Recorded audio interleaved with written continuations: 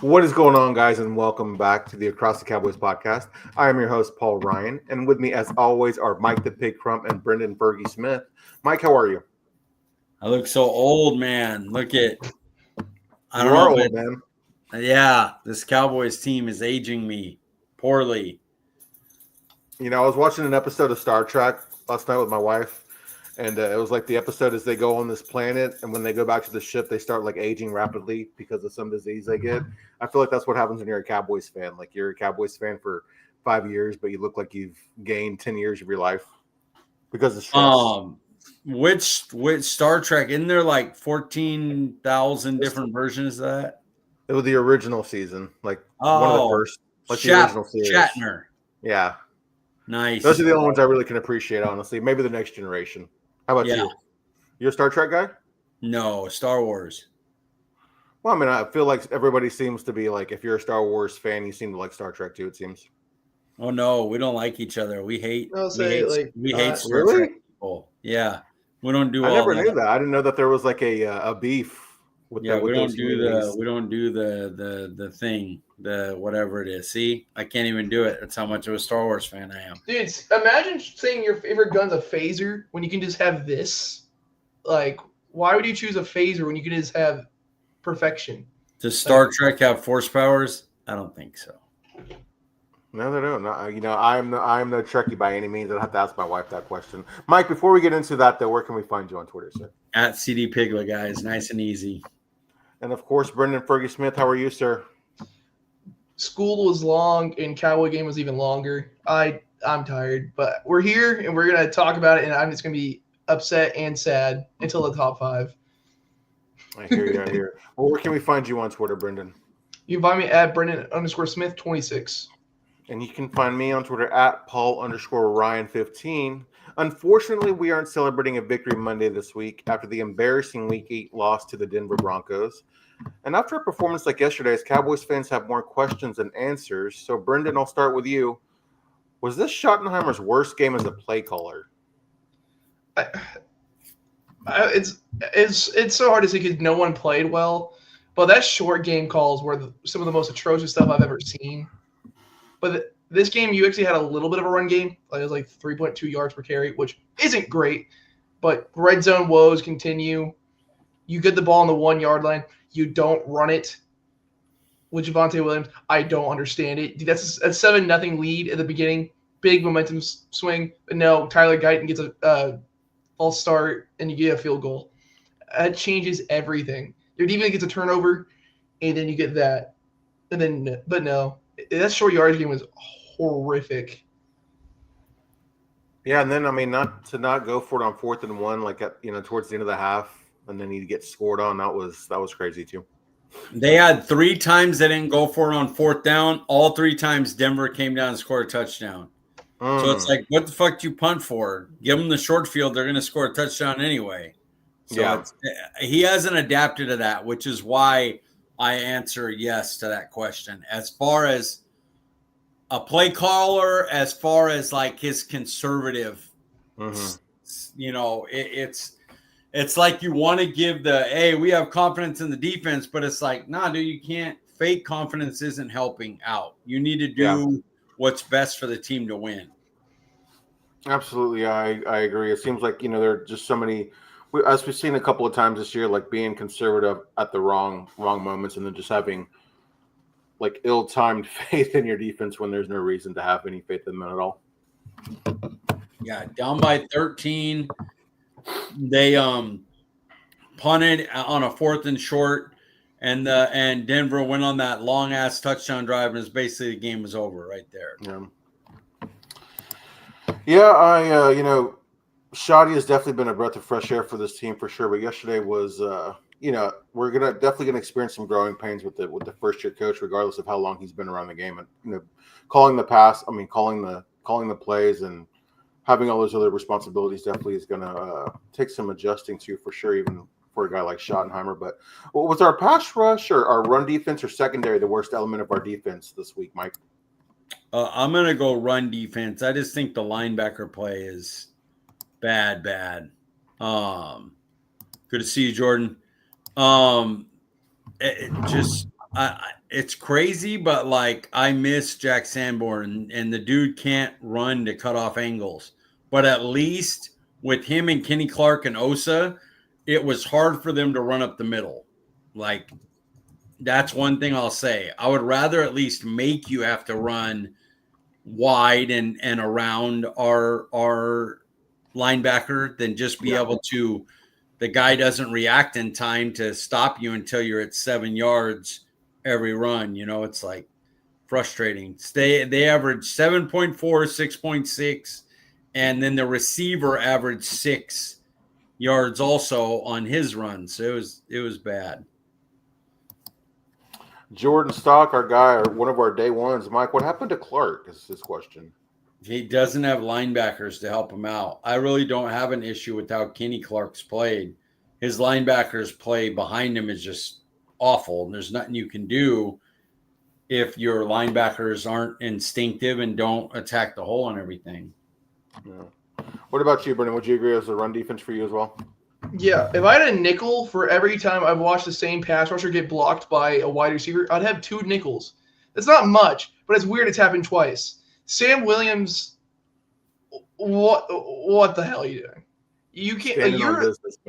Dude, he is a huge human being. Like he's nowhere near a small, 240-pound defensive end or whatever. You're getting blocked by a wide receiver again in the run game.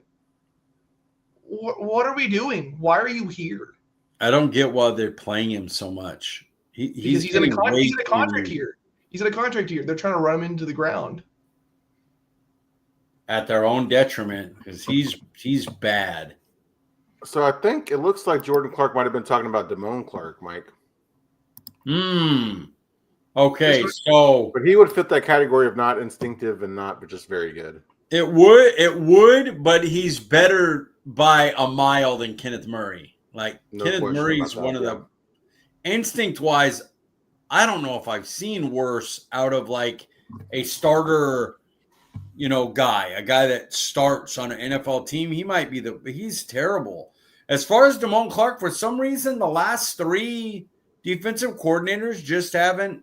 His play hasn't been great. It's been fine. But I felt like when he was pulled, he was your best linebacker.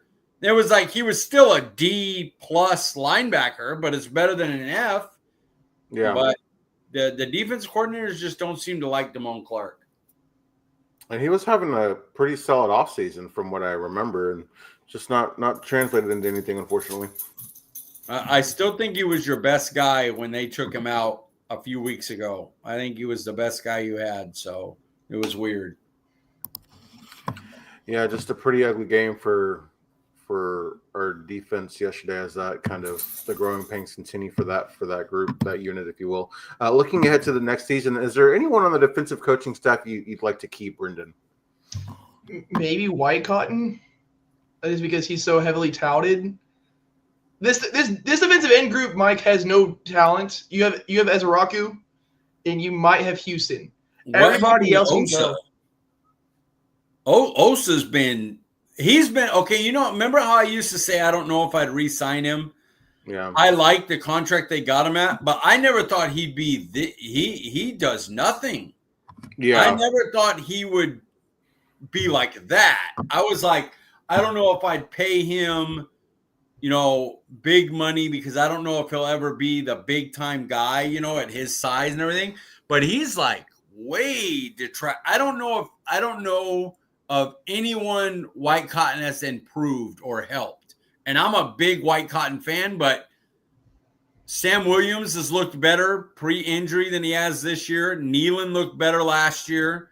Osa way better last year. Kenny Clark for the Packers better last year, away from like at some point you got to go like, damn, what are you doing for these guys? Like where's your help? Fowler way better on Commanders last year. Like I don't see anybody he's helped develop. Ezraku's playing well, but I mean, he was a 2nd-round pick that people thought was a first-rounder. I don't know how much you go like, oh, White Cotton definitely, like he has 1 sack. I would have put him at maybe 3 by now at least. That's why I said maybe. That's the only name. If you said, "Hey, we're bringing a new staff," and he stayed, I'm like, okay. Everybody else, I'm like, why? Like with as That's bad fair. as this defense has been, it would be easy to find the guys who are playing well, and it's like Kenny Clark for the defensive line, and then I'm trying to remember the last time I felt like Osa really impacted a game, and I just It can't was remember. when he had Micah. It was when he had Micah Parsons. Yeah, I mean, you bring up a good point, Mike. He hasn't really elevated. Even I know there's not a lot of talent on the defensive line, but even with the guys that are here, we haven't seen. They've kind of even worsened under him, but. I don't know. There's just so much wrong with this defense. It's kind of hard to blame players and coaches. But to that question, I mean, yeah, I don't know if he's really done what I thought he would do, given how excited everybody was about adding him to this to the staff. But did your opinion of this team change after this game, Mike? No, as you guys, I talked about with you guys, I didn't have us winning. Tom Downey's confidence meter, I was 3 of 10. And the 3 was, well, we have Dak. Maybe he goes crazy. The defense gave up 20 to a team that had a starting quarterback for a half, and 3 of their receivers are out, and they still give up 20 points. So it's like, I expected Denver to beat them by a couple of scores, and they did by more than I thought, but it got a little lopsided there. I definitely didn't expect us to win. I didn't expect us to lose that badly either. Yeah. What about you, Brenden? That's fair. It more just confirmed what I knew. I've been talking about. I've seen a lot of other people talking on Twitter. Like, the offense is going to come back to earth. Like, you can't be playing at this level all year. You're not. No offense is going to maintain this when they have that bad of a defense. Dak is going to have to play hero ball at some point because he's like, I have to do something. It's either me or nothing happens, and this is what happens. Dak doesn't trust his offensive line. This is what happens, and it just goes to show we know what this team is. 32nd ranked defense will be a top 5 offense, but this offense will look mediocre because they're barely getting any touches because the defense is on the field for 30 minutes, like one half. Yeah, just ugly game yesterday. Looking at how we perform against better teams, are we better off playing for a higher pick rather than trying to make the playoffs, Brenden? No, you still try to make the playoffs. Like, if you're gonna have that, then the entire team needs to go. Like, for us fans looking into it, of course you want a top 5 pick next year just because of how bad you are. But if your team's like, okay, cool, we'll play for next year, you're gone. If Dak said that, the Dak's gone. Like, Dak would never do that because he's an actual leader and all that good stuff. But legit, if anyone's like, okay, cool, hey, we're bad, we'll play for next year. Okay, bye. Shoddy comes out tomorrow and says, hey, we're trying. We'll see more next year. Cool, I don't want you here anymore. Mike? I obviously want the higher picks. I don't think our team's competitive, but I don't want them playing to lose. So yeah, I mean, what I want is the team and the coach and everyone to play to win. I just want the other teams to continue to be better and to end in the top 8. But I mean, I need Schottenheimer to. I want to leave this year going. The offensive line looks like it's going to be good going into next year. Our play caller is good. Ezaraku looks like a player. Bland looks like a good signing. Overshone is back and doing well. I want to go into next year with that. So if that means you got to win 8 games, to build that into existence. And I want Dak healthy. So I want him here and playing all year. So while the back of my mind goes, this team ain't got it, I want a higher draft pick, I know that it's probably better for the team to win some of these games. I just hate it. Yeah, I mean, I guess a team can't really come out and say that we're playing for next year or anything, but I hope that if they are just looking to find out who's going to be on this team next year, then maybe we'll start seeing less time of Kenneth Murray and some guys who just aren't playing well and giving other guys more opportunities. Yeah, I agree. Got a question here from our guy, Steven Vargas. We'll be talking about this here in a little bit, Steven, but if Dallas makes a move, it has to be multiple moves, right? Or what do you think? Stay tuned for an answer on that, but appreciate you joining the show, sir. Excuse me. With our chances of making the playoffs likely over, should Dallas focus on re-signing Pickens and Aubrey to help with the reload, or should we consider trading them for draft assets, Brenden? You got to keep them. Those are like yesterday. Pickens was your only bright spot really on offense. I know Javonte had 2 touchdowns, but 3.2 yards per carries, gross, and all that. But like Pickens is your lone bright spot. He has a great connection with Lamb and Dak. You keep him. And Aubrey's you would lose to the Giants if it wasn't for Brandon Aubrey.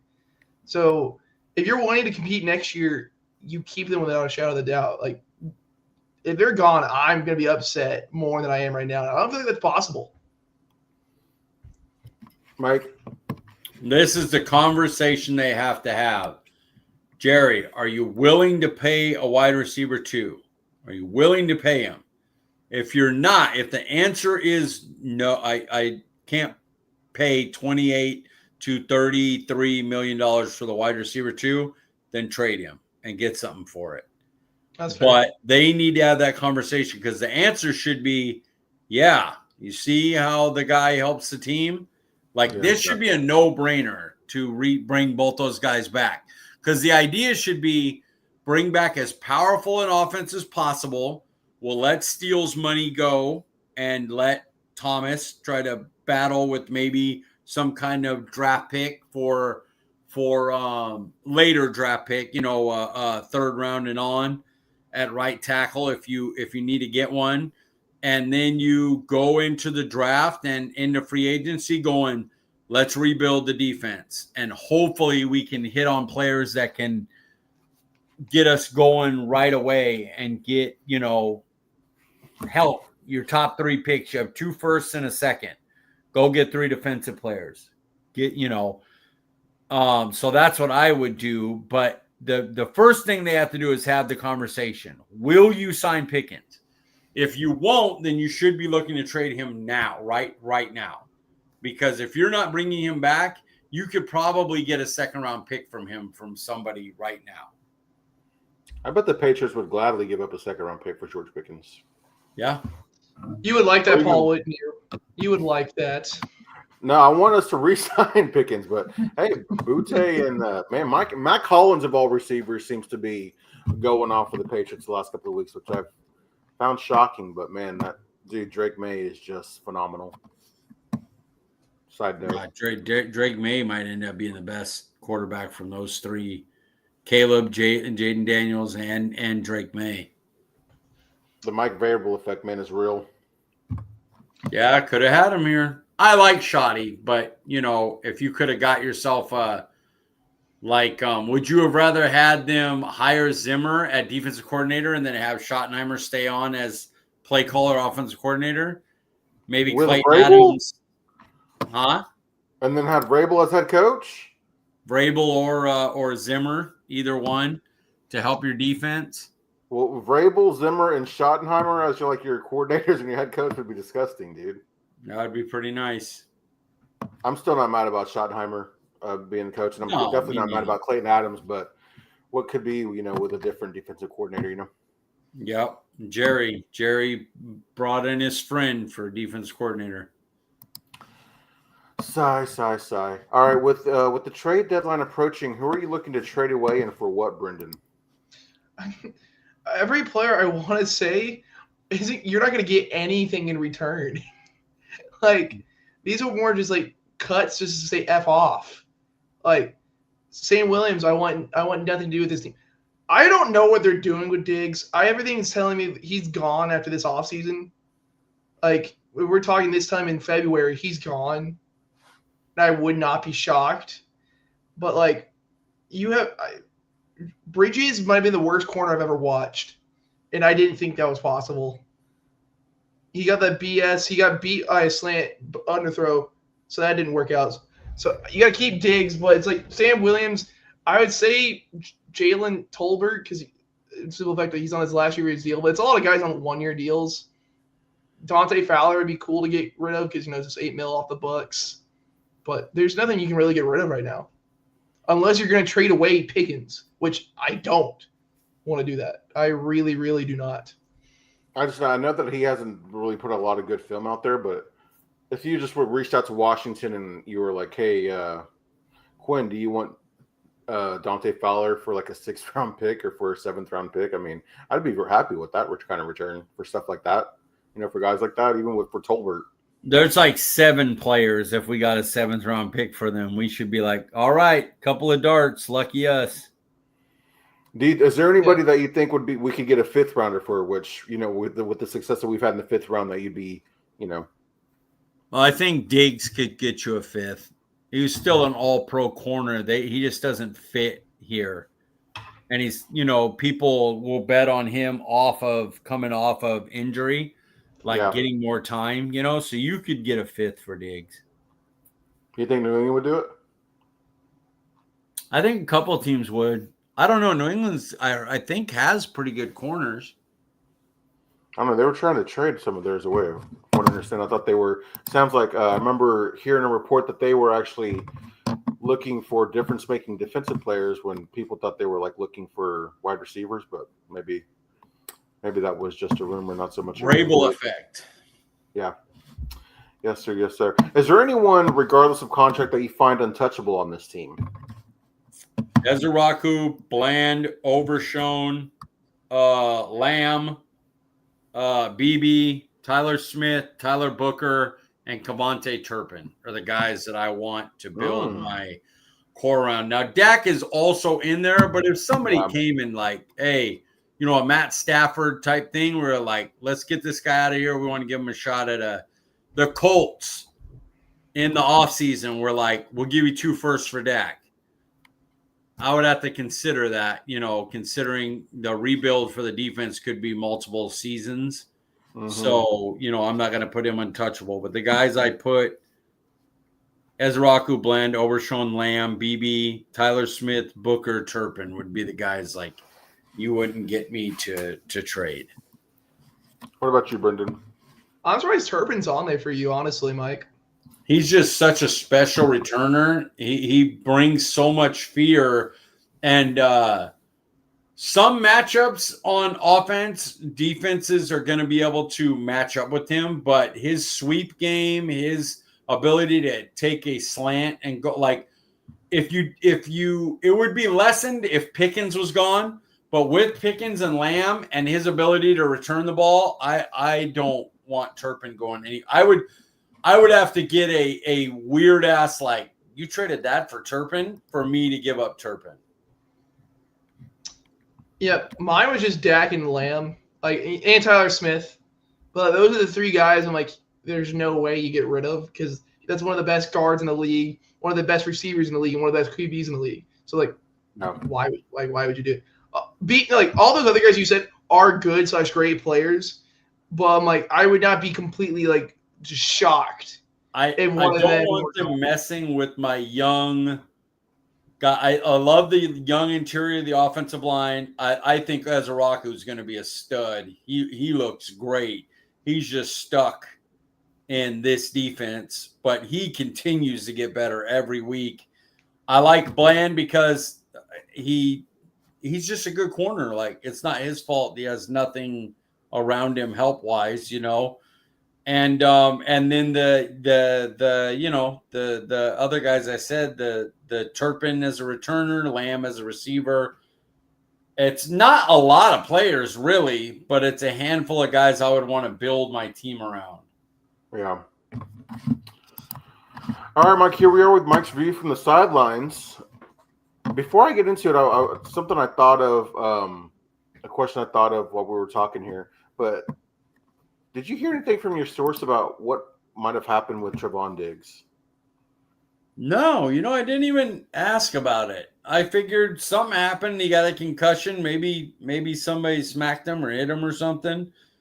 And I think really that Dallas thinks that the knee and his conditioning is more the issue than the concussion. I think that's why he went to IR. All right, what did the All-22 say about Bo Nix? He left a lot on the table. I mean, that, like Brenden was saying earlier, the first play, the dude was wide open. I don't know what he was throwing to for that interception. Yeah. Like, Bridges just got beat bad on it. Like, it should have been an easy pitch and catch. Yeah, like 19 for 29 and an interception on a play where the guy was wide open is not great versus this defense. Just being honest. Like, yeah, I was surprised. He was fine. I mean, he put up 4 touchdowns and he hit some deep passes, but it just he's very average. I like it. Yeah, I mean the box score doesn't always tell the whole story. What did the All 22 say about Tyler Smith? Tyler Smith's still your best offensive lineman. He did have some issues in a play or two, but overall he's a monster. Like, it's hard to, like, he isn't beat often. He gets beat. He's not Zach Martin, for the first 10 years of his career or whatever. But all in all, Tyler Smith was fine. Your issues were Hoffman, Steele, and Guyton. Booker had a solid game too. Not perfect, but Booker was, for a rookie, pretty good. I was listening to the post-game show with Zach Wolchuk and Brian Broaddus, and Broaddus was, I guess in his opinion, he was saying that he thought that the guards were having more issues than the tackles were. He didn't say the tackles were having a good game, but it just seemed like the interior guys were having a lot more issues with that. I think after he watched the tape, and I haven't finished doing all right yet, so I don't know if he's gone through it yet. I don't think that was true. Not that the guards were perfect, but they did better than the tackles. Guyton and Steele, they struggled badly. All right, so here we are with Brendan's bashing. What do we got for us tonight? I'm like, talking about the defense is turning into talking about like the Joneses in the front office. It's just tiring because it's the same complaint every week. So I will be going, like I said yesterday in the group chat, I'm talking about the offensive line, and mostly about the tackles. Steele might be the worst pass pro tackle I've seen in a long time. He's going back to his rookie year, which I thought he should have been casted off somewhere. I don't even know where in the world. He was bad. His run blocking is great. He is really good, but dude, you can't be average at blocking pass blocking. You can't just be average. Do you know how many times, if you watch the game and you pause it for a split second, you'll see Dak looking to throw? Terrence Steele has his arms going to Dak because he's trying to just chase after the guy. Like, he got beat immediately. Guyton looked horrible. I know he's a developmental guy, but damn it, did he look bad. And did we see a play where Dak was throwing the ball where a guy wasn't in his face? O-line or D-line? Whether those just were just in his lap every play?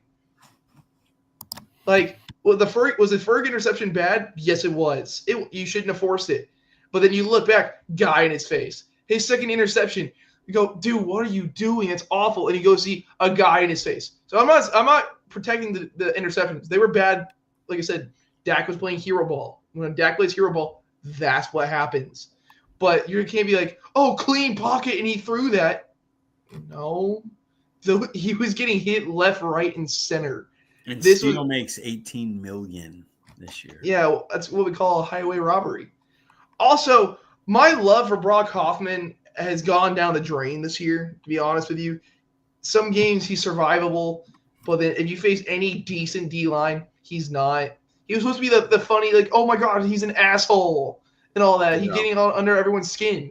That's what he's supposed to be. No, the one good play he had was whenever Jaden Blue got absolutely cracked. And he fell on that ball instantly. I don't know how we got the ball back.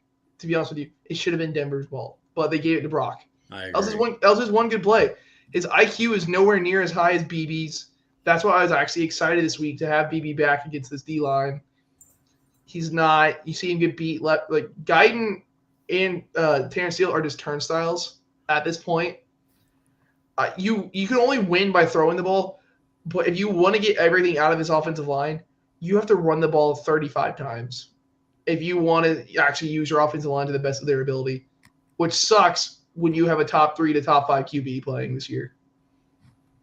It's very possible your best offensive tackle is on the bench. And I'm not saying he's great, but Nate Thomas might be better than both the starters. Yeah. Guyton's bad. Guyton, I've been trying to like defend him, like, oh, he's a project and all this. Like, oh, he didn't do well last year, but also we had what Tom Downey called a terrorist offensive line coach and all that. So like, I'm trying to do all this. Dude, Riley's a really good offensive line coach. He really, really is. And you're looking bad. That's why I want to see what he does at right tackle. Everyone's like, no, don't move him. He's doing well against subpar D-line. Anytime he faces anyone good / decent, he's bad. Like, he's your like I want to talk like he's Nate Thomas, like a 7th round pick. He's your 1st round pick from last year. I'm sorry, but you have higher expectations.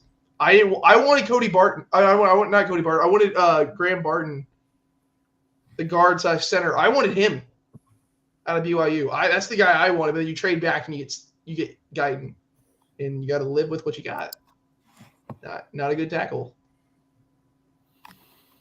Yeah, I remember Kavanaugh not being like really thrilled pre-draft about the pick or post-draft about the pick with Tyler Guyton, but Vach either. Yeah, but it did also seem like there was some positive signs of growth from Guyton this year too. But he is. Don't get it twisted. He's gotten better. It's just he's so far away that it's hard to be like, oh yeah, 1st round pick. That like he would have been a good 3rd round pick. Mm-hmm. Where it's like, oh, he's got another 2 years to develop, but you might be able to start him in your last year and then sign him and you have your future left tackle. But to do that with a 1st round pick is very yikes. Yeah, so, before we get into my Patriots update, which I will be honest, I forgot to do on the show sheet. I remember doing everything else, and then I was just looking over the show sheet. I'm like, I forgot to put in that information there. But are you starting to question maybe, like, is it Will McClay or is it the scouts when you look at these last couple of draft classes that the Cowboys have had? I'm wondering if they're maybe as good as we thought they were over the last couple of years. Yeah, I would say you have to say they got to step back. I mean, the 2023 draft is basically overshown or bust, and he's been injured his 2 years already. So, there's not much for sure on that. You got to give them they've been better than most. They still do good things, but they definitely haven't been what they were before. And you add that to no free agency money, and that's how you end up with the defense like we have now. Yeah. I think my biggest thing with it, of course, like these drafts have been bad, but the coaching turnovers, I know we've had the same head coach relatively with all of this, but defensive coaching staff has switched almost every other year. You've changed a lot of your offensive stuff every year. So every time I'm like, oh, hey, this type of player fits our scheme. This is who we need. All right, cool. We're going to go get him. And you go, well, never mind. He's not that good. Or what Mike said when talking about free agency, you either let guys go. Like you're letting go of DeMarcus Lawrence. We need a run-stopping defensive end. So you reach for Nealand because you know you're going to need it because you're like, oh, we're not re-signing him. He's gone. We're not gonna give him a contract. So the scouts know, dude, we need him. We need a defensive end to play the run bad. So here's the best guy. We're gonna have to add the pedicure to the show sheet, I think, from now on. I hate when my nails are long and I just saw them. I'm like, gosh dang it, and it like really irritates me. It's every Monday night. I do this like 3 times a week. But yeah, scouts got to be better, but they're not getting any help at all. Yeah. And you also got to think of I know this is like a little while back now, but you think about like the Tristan Hill draft pick. That wasn't the scouts. Right. Deshaun Wright wasn't the scouts. That was Dan Quinn wanting a lengthy dude. Like that's just or Taco Charlton either. Yeah, like that was coaching what not great coaches do. They reach for players that they want, and here we are. General managers that don't spend money, coaching changes that happen every other season, and then also reaching for players that they want / need to fill a position, or you have no one. Yeah. That last part is a big part. They had to get a left tackle because Tyler Smith became an all-pro guard. So they had to, so they were like, okay, we got Guyton. And it was a deep tackle draft. So they were basically like, we'll trade away from Barton and we'll take the tackle, the best one that we like there. And that kind of stuff doesn't always work out. Also, Dallas does the same thing on day 2 they've done every year. So it's either a reach just for a position that they desperately need, injury concerns, or off-field character concerns. Those are what your second round and third round picks are turning into. Not as Raku, though. That's if you get lucky. This year they went to the third round and went with Rebel. Yeah. Well, I'm saying it's either like if they get lucky, because like getting Diggs in the second round in 2020 is phenomenal value and all that. But like that, if a player falls into their lap, like Lamb did, Micah did, and all that, they're like, we have to take him. You see the talent, you go, F it, I have to. But they want to be the smartest man in the room. They see Rebel in the third, which could be a great pick. I liked it, but I'm saying it could be. They want to be the smartest man in the room. Look, he's coming back from injury. He should have been a first-round pick. We got him in the third. Do you see how smart we are? Do you just see how great our football minds are? We're so much better than you, and that's why we are the most wealthy franchise ever, because we do that. That's why we don't have a real general manager, because I can do it. Yeah. I don't think, I don't know if I'll ever be mad about that pick, because he was arguably like the best cornerback in the draft, and if you can get him in the third round, it's a risk, but you just can't kind of pass on that type of value, I don't think. Well, but you know what I mean, though. No, I know exactly what you mean. Yeah. I believe in the second round, I thought we were going Mike Green or Will Johnson. I legit was like character concerns or injury concerns. I'm like, this is screaming Dallas second round pick. Yeah. I was like, no, please God, no.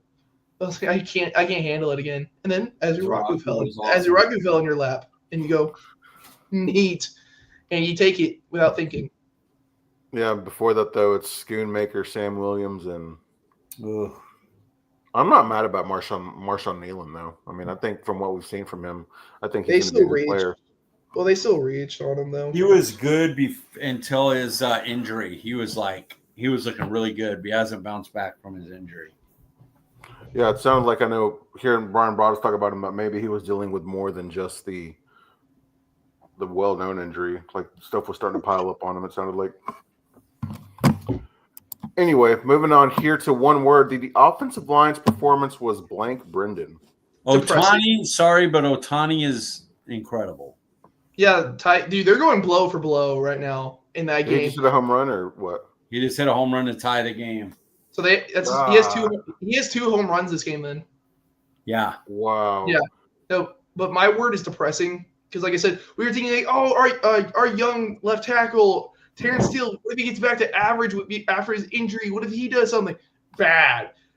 Your offense, and your interior is fine. Brock Hoffin's bad, but he's your backup. That's whatever. But your tackle plays ruined a lot of things. Mike?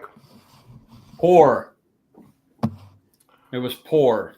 It was a poor play. It was that the O-line play and the conservative play calling were as bad as the defense was that game. I went with surprising just because I expected a lot more from them based on what we've seen this season, and for them to play that way it was poor. And what was the word you said again, Brenden? I'm sorry. I put depressing. I said depressing. Surprising, depressing, and poor are all very fitting. Yeah, like I said, Dak got hit after every play. Like, I think the Bronny side is better to be real. This is the LeBron one. I like the Bronny better. This is the Bronny. The LeBron doesn't have the LeBron side doesn't have the little pattern on the actual part, does it? No, it does, but it's the bigger crowns. Oh, okay. The littler crowns for Bronny. Not much of a reveal by you there, Mike. Kind of disappointing with that reveal there. What Just do you randomly mean? not even announcing it. I broke it out for you for this show.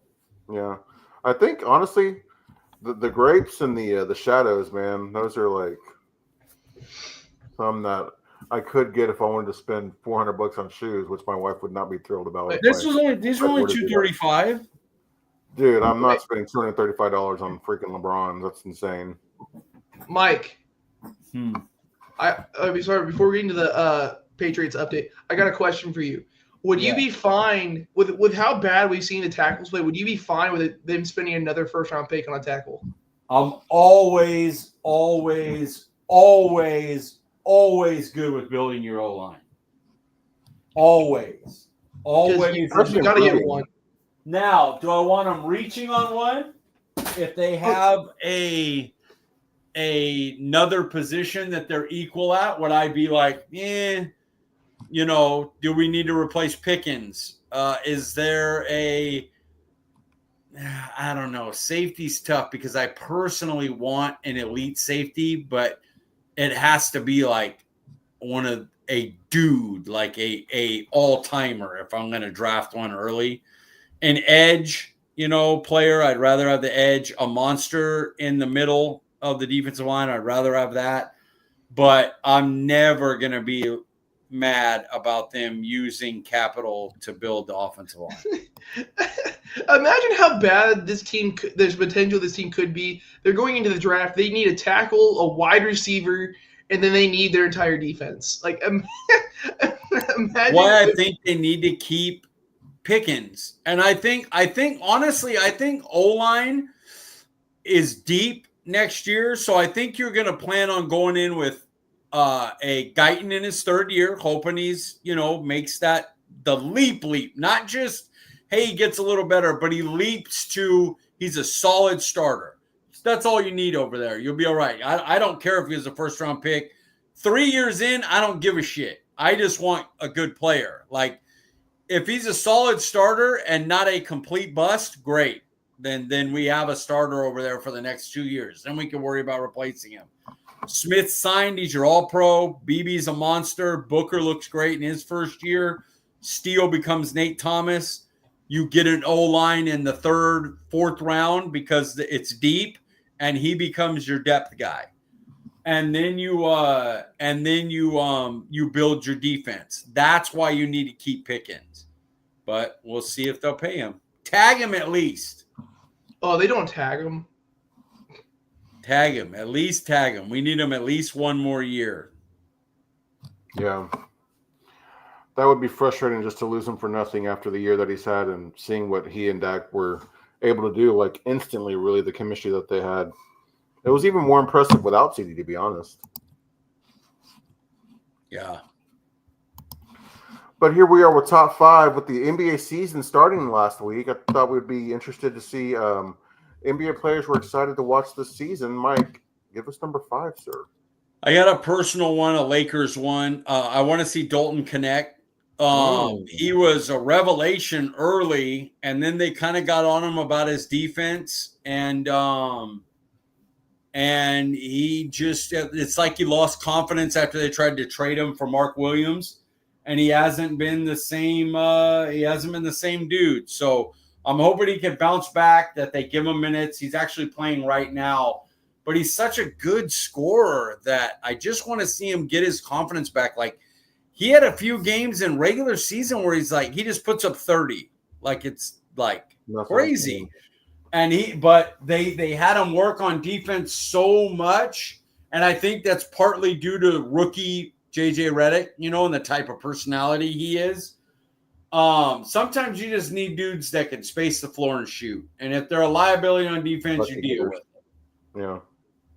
I'd imagine on a team like the Lakers, based on, what it might look like this year, you might want guys more who can score as opposed to defenders for the season at least. Yeah, I want people that can stretch the floor for Luka and LeBron. Exactly, but at least Ayton looks like he's got good chemistry right off the bat with Luka. It sounds like.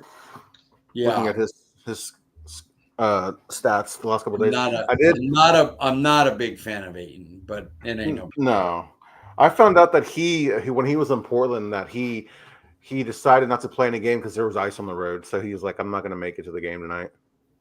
He I'm not going to talk about him. Let's just do the list. Yeah, not somebody you can have that high of hopes for, but at least he's playing well. But yeah, I was going to say I am playing in a fantasy basketball league this year, so I'm even more excited about the NBA this year, and I kind of got more reason to stay up to date with some lesser known players. But that doesn't vibe with number 5 on my list here. But number 5, I'll have to go with Anthony Davis, a personal pick here. Oh, Mavs, yeah. My first thought, I was like, Anthony Davis, why? I forgot. Yeah, Mavs. Okay, yeah, that makes sense. You remember that little trade that happened last year, Mike? And Luka Yes. and Anthony Davis? Yeah, you should remember that all too well, sir. I have his shoes right there. There's the Lukas and a pair of them over there. You're going to get the Luka 4s, I assume? Yeah, I that's my favorite player. So, yeah, I'll get a lot of his shoes. Yeah. All right, Brenden, number 5 on your list. See, he should be higher on this list because I'm a spurned person. So I have Luka at 5.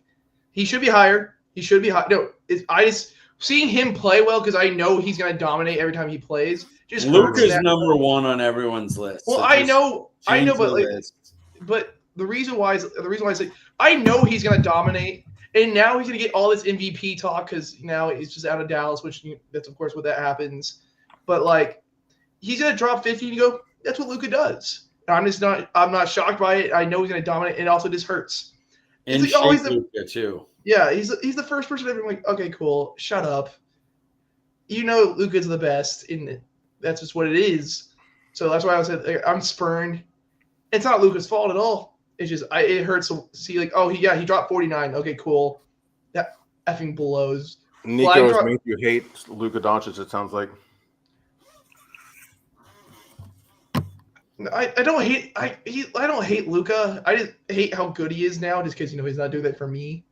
Yeah, he's number 1 on everyone's list. Don't pay attention to Brenden. All right, Brenden, number 4 on your list, sir. I put Jokic. The Joker. When the Mavs are bad, I of course this with his sports in general now. I'll go to watch stuff with Cooper, and he's a Nuggets fan, so I'm like, cool. I'll watch. His passing is insane. It would have been really fun if Luka did go to the Nuggets. Just as simple, you see that passing duo play like the Harlem Globetrotters kind of. Just doing every trick possible. No. Joker would have to come to Lakers. We just re-signed Luka. My God, I'd love to see that. That'd be fun.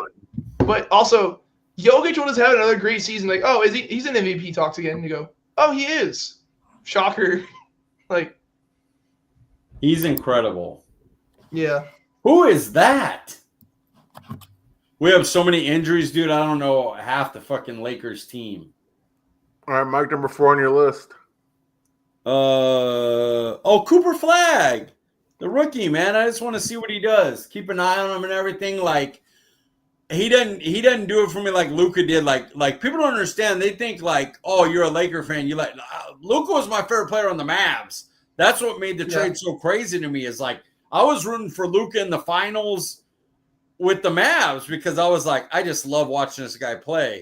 Cooper Flag isn't that, but you still want to see it. He's got so much hype up. So you want to see how he plays. He just looks like a good player. We are evidence. Plays already. Yeah, we are evidence that Mike was rooting for Luka way before he became a Laker. I love Luka. I think he's amazing. Mavs would be my second favorite team right now if that trade had never happened. Number 4 on my list. I say excited, but it's just more curiosity, and you could say that about Anthony Davis too. But number 4 is Zion Williamson. Big offseason story was about him finally showing up to camp in shape and stuff. And, he signs the mega deal. He's had some drama when off the court. He's had health issues and being overweight and stuff. So I'm really just more so curious about what he'll look like this year after maybe taking the offseason serious for the first time in his career. Oh, he could be fun. I feel like him and Ja Morant were 2 potential game wrecker, 1-2 picks that forever should be dominating, and you're damn, you gotta and they both kind of just were okay. You know, Well, John Moran, you know, you are you're good, but you should be better. one of the greatest. Well, John Moran had the whole issue with the gun thing. He got suspended for a year, and then he tore his ACL. Yeah, then he gets injured. It's just, man, and then Zion just like got fat, and it's like, dude, you're the number one overall. Like, what happened? Like, I don't know. I got pushed him with 325, dude. But yeah, I mean, it's funny you mentioned John Morant because John Morant is number 3 on my list. Oh, nice. I'm a fan of John Morant. I think him and the Lakers like don't get along or whatever, but like Luka, he was one of my favorite ones. That's what made it so disappointing. It's like, what are you doing, dude? Like, you should be Luka right now, or Shai Gilgeous-Alex. You should be that, like, up there with those dudes, and you're just not. Yeah, this is a pretty important season for both those guys for sure. Oh, easily. Agreed. Number 3 on your list, Brenden. I thought it would be Mike, then me. Okay, number 3 on your list, Mike. Anthony Edwards. Oh, Ant-Man. Big fan of his. He's I fun. just love the way he plays. I love his attitude. I love his approach to the game. Yeah. He's fun, man. I like it. No lack of confidence in Anthony Edwards. What? No lack of confidence in Anthony Edwards. No. I like that. Yeah. Definitely. All right, Brenden, number 3 on your list, sir. Giannis. So who's still back to other than the fact that he's one of the best slashers in the NBA, great defense. But my main reason I put him on there is he going to be a buck the entirety of this season. Like, they're bad. Like, they're like talent wise. You want to build around him, and no, they do not. He wanted Dame. They cut Dame and all this. So they were paying Dame to not be there anymore. That's going to make him upset. So unless they go on like a magical run, is he going to be there the entire season? Interesting. Yeah. That is something to look out for because I know that he – wasn't it this offseason where he mentioned that he would be open to like a trade? Yeah, talking like New York or whatever. Yeah. Usually guys like that, you know, want to stay with the team that drafted him their entire career. So that's a pretty strong statement, especially from a guy like him. Well, it's because he just wants to win. He's like, I'm giving it all to this team, and you're giving me nothing. And all that. So it's just that stuff. There's never going to be another Dirk where, like, through thick and thin, he will be here no matter what. I think that's gone. Unless – oh, never mind. Fair. Very, very fair point. I just don't think if they don't build around Giannis again, I don't think he's going to stay. Yeah. He'll demand out. He brought him a championship. They owe it to him to give him a chance to win another one. Oh, yeah. Are you kidding me? Yeah. All right, number 2 on your list, sir. This is my one homer pick, and I put Cooper Flag. Yeah. Dude, he's 18. Everyone's expecting him to drop 35 a game. From like all the haters, like, wow, he didn't do this, my brother. He's 18. I look like a child, and I'm almost 4 years older than him. What? What are you doing with your life? Why aren't you in the NBA, Brenden? Dude, what I was doing at 18, I was just getting out of high school. Like, dude. I kind of want to know what Mike was doing at 18, but I don't want him to talk about it on the podcast, I don't think. It will get kicked off the air. I was a 323-pound super religious kid. I can't even imagine that, dude. But yeah. Yeah, Cooper Flag had his first 20-point game and his third game in his career. A lot of talent around it, like at points, talent, but there's a lot of mentors and great vets on there. Yeah. A little late comment here from the Sports 78. Yeah, for sure. Elam, man. My God. I was so excited for him in the offseason, and he's done nothing. Kenneth Murray, we've talked a lot about him. Nothing positive from him. I don't know how you can look that good in the offseason. I don't know what kind of practices they were having. that maybe Elam is like a ultra like one of those like really annoying like practice guys that knows what the offensive play is because they're seeing it time after time, so he just knows what route to jump. We're not going over an hour. I'm sorry, I didn't get into that. Things. Who cares about Elam? He sucks. All right, number 2 on your list, Mike. What? Oh, mine. Wembley, the Spurs guy, the big old center guy. He's a monster, and obviously Luka's number 1. Clearly. Yeah, I thought about having Wembley, but I thought both of you guys might actually have him on your list, so I didn't want to have him on mine too. Dude, he's a chance of being the best in the world with his athleticism, his height, how he utterly destroyed every Mavs big, and he's just continuing to do it now. If he can stay healthy, yeah, dude, he's going to put up some historic numbers. Yes, sir. All right, number 2 on my list, like you, Brenden, the first pick in my fantasy draft, Mr. Cooper Flag. And then number 1, Luka Doncic. Pretty simple. Yeah. Wemby's my number 1. No. Wemby, yeah. Luka is your number 1, Brenden. No, he hurt me because he's not here anymore. He did not hurt you. Why would he hurt you? Because I got to blame everybody. Nico deserves me. Dallas thinks they can turn every former first-round pick into Mark Colombo. Cowboy special. Cowboy special. Yeah, Cowboys. Mike does not want this to go over an hour, so let's get out of here. Mike, before we get you out of here, where can we find you on Twitter, sir? At CD Piglet, guys. Nice and easy. I will likely not be on tonight. I am tired. Brenden, how about you? Brenden _Smith 26. Is that a stroke? I am Paul Ryan. You can find me on Twitter at Paul_Ryan15. We appreciate you joining us, and we will see you guys next week.